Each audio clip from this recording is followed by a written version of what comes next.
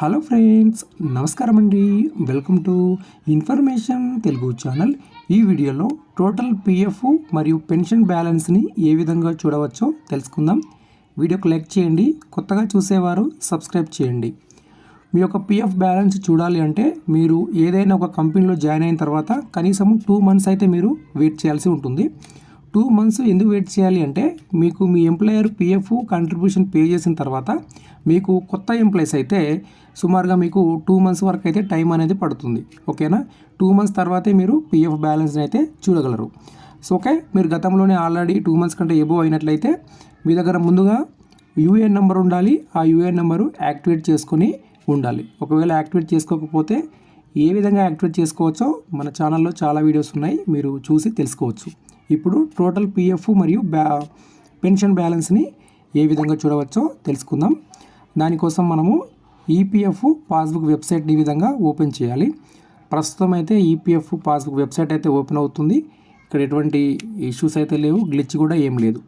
So ఈ విధంగా మనకు ఓపెన్ అవుతుంది. ఓపెన్ అయిన తర్వాత మీ దగ్గర ఉన్నటువంటి యూఏఎన్ నెంబరు, పాస్వర్డు, అలానే ఇక్కడ క్యాప్చా కోడ్ కనిపిస్తూ ఉంటుంది. క్యాప్చా కోడ్ని ఎంటర్ చేసి మనము సైన్ ఇన్ పైన క్లిక్ చేయాలి. సో ఇక్కడ నేను అన్ని వివరాలు ఎంటర్ చేస్తాను. ఓకే ఫ్రెండ్స్, ఇప్పుడు పిఎఫ్ పాస్బుక్ వెబ్సైట్లో లాగిన్ అయి ఉన్నాం. లాగిన్ అయిన తర్వాత చూడండి, ఈ విధంగా మనకు టోటల్ పిఎఫ్ బ్యాలెన్స్ అయితే కనిపిస్తూ ఉంటుంది. సో ఇక్కడ చాలామందికి అర్థం కాదు, అసలు ఎంప్లాయీ షేర్ ఏంటి, ఎంప్లాయర్ షేర్ ఏంటి అనేసి అర్థం అవ్వదు. ముందుగా టోటల్ పిఎఫ్ ఎంత ఉంది అనేది ఇక్కడ మీకు చూపిస్తాను. సో ఇక్కడ మీరు చూస్తున్నారు కదా, ఇది టోటల్ అమౌంట్ ఎంత ఉంది వీరికి 15,97,592 రూపీస్ అయితే వీళ్ళకు ఉంది. ఓకేనా, 15 లక్షల రూపాయల 97,592 రూపాయలు అయితే టోటల్ పిఎఫ్ అమౌంట్ అయితే ఉంది. ఓకే, ఇప్పుడు ఇక్కడ వీరికి మళ్ళీ కింద 2 అమౌంట్లు కనిపిస్తున్నాయి కదా, మరి ఇదేంటి అనే సందేహం ఉంటుంది. సో ఇక్కడ చూడండి, ఇది employee share. Okay, employee share అంటే మీ శాలరీ నుండి 12% అనేది కట్ చేసి ఇక్కడ మీకు యాడ్ చేస్తారు. ఇది ఎంప్లాయీ షేరు. ఓకేనా, ఇంకొకటి ఎంప్లాయర్ షేర్ ఉంటుంది. ఎంప్లాయర్ అంటే కంపెనీ వాటా, యజమాని వాటా. యజమాని వాటా కూడా 12%. మీ శాలరీ నుండి ఎంతైతే కట్ చేస్తారో 12%, ఎంప్లాయర్ వాళ్ళు కూడా 12% ఇక్కడ మీకు యాడ్ చేస్తారు. సో ఈ ఎంప్లాయర్ అండ్ ఎంప్లాయర్ ఈ రెండింటిని మనము కూడినట్లయితే ఈ అమౌంట్ మనకు వస్తుంది. కొందరు ఎలా యాడ్ చేస్తారంటే ఇక్కడ కనిపించే 15 lakhs చూస్తారు, అలానే కింద అమౌంట్ కూడా యాడ్ చేస్తారు. ఏంది, నాకు టోటల్ అమౌంట్ 30 lakhs రావాలి కదా అని.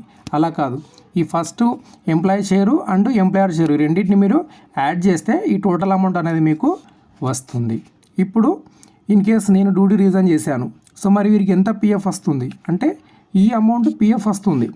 ఓకేనా, 15,97,592 రూపాయలు పిఎఫ్ రావడం జరుగుతుంది. ఒకవేళ నేను అడ్వాన్స్ రూపంలో తీసుకోవాలి అనుకుంటున్నాను, సో ఏ కారణం ఉపయోగించాలి? ఇక్కడ నేను ఏ కారణం అని చెప్పలేను, ఎందుకంటే మీరు ఎంతకాలం నుంచి డ్యూటీ చేస్తున్నారో తెలియదు.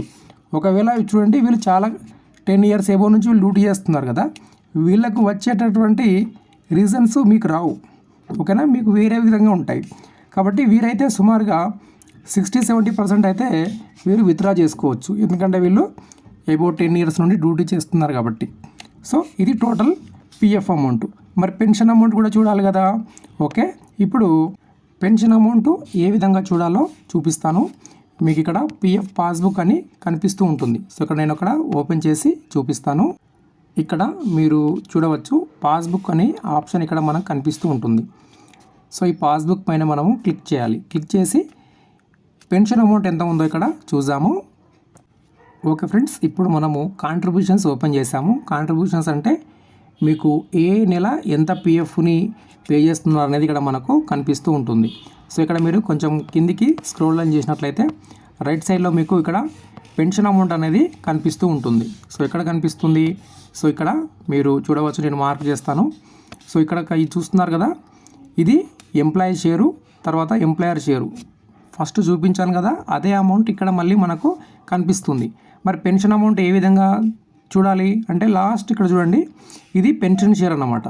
7,78,426 రూపీస్, 7,78,426 రూపాయలు. ఇది పెన్షన్ అమౌంట్. ఎప్పుడైతే మీరు డ్యూటీ రీజన్ అయ్యి అంటే ఉద్యోగానికి రాజీనామా చేసి ఫుల్ సెటిల్మెంట్ తీసుకోవాలనుకుంటారో అప్పుడు మీకు ఈ 3 అమౌంట్ అనేది వస్తాయి.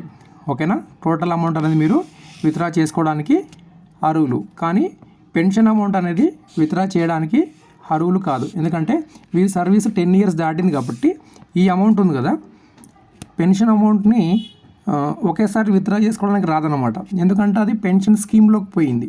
ఈ 2 అమౌంట్లు మాత్రమే వస్తాయి, ఎంప్లాయీ అండ్ ఎంప్లాయర్ షేర్. ఈ 2 అమౌంట్లు అయితే మీరు ఎప్పుడైనా విత్డ్రా చేసుకోవచ్చు. కావాలంటే అడ్వాన్స్ రూపంలో కూడా కొంత పర్సెంట్, ఒక 50-60% విత్డ్రా చేసుకోవచ్చు. ఈ పెన్షన్ అమౌంట్ మాత్రం పెన్షన్ షేర్లోకి పోయింది కదా, మరి ఎప్పుడు వస్తుంది అంటే ఎప్పుడైతే వీరి వయసు 58 ఇయర్స్ వస్తాయో అప్పుడు పెన్షన్కి అప్లై చేసుకున్నట్లయితే, సో మీకు అప్పుడున్నటువంటి సర్వీస్ ప్రకారం, ఒకవేళ అప్పటికి పెన్షన్ ఏమన్నా పెంచుతారో తెలీదు, దాని ప్రకారంగా మంత్లీ పెన్షన్ అనేది వస్తూ ఉంటుంది. అప్పుడు ఎప్పటి వరకు వస్తుంది, అప్పుడు ఇంకా లైఫ్ వస్తుంది అన్నమాట. ఇన్ కేస్ మెంబర్కి ఏమైనా జరిగింది అప్పుడు నామినీకి కూడా పెన్షన్ అనేది వస్తూ ఉంటుంది. అంటే వైఫ్కు కానీ లేదా పిల్లలకంటే ఏజ్ 25 ఇయర్స్ లోపు ఉండాలి, ఓకేనా. మైనర్ అయితే 25 ఇయర్స్ లోపు ఉంటే వారికి కూడా మంత్లీ పెన్షన్ అనేది వస్తూ ఉంటుంది. సో ఈ విధంగా మనము టోటల్ పిఎఫ్ మరియు పెన్షన్ బ్యాలెన్స్ని ఎంత ఉందో తెలుసుకోవచ్చు. ఓకే, ఇదండి వీడియోకి లైక్ చేయండి, అలానే సబ్స్క్రైబ్ చేయండి. ధన్యవాదాలు.